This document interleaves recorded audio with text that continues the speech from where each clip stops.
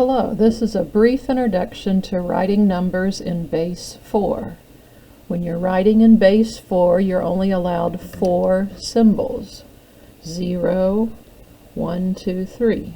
You're not even allowed a 4. In base 4, you can't write the symbol for 4 like we are used to.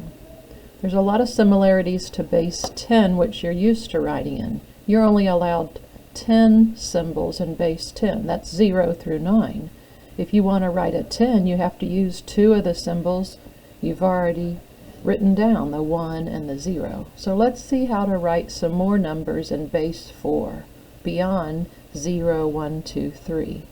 Let's say we want to write a 4 in base 4, but we can't create a new symbol. We have to use symbols we already have. We're actually going to put a 1 and a 0, and that's how you write 4 in base 4. Because if you look at the columns for base 4, anything you put in this column, the ones column, will be worth 1, but as soon as you want to write a 4, you better put a mark in this column. That means you have 1, 4, and no ones. 1, 4, and no 1. That's 4. What if we want to write 5? That would be a 4 and a 1. A 1 in the 4's column means 4, plus this one is 5. So that's how you write 5 in base 4.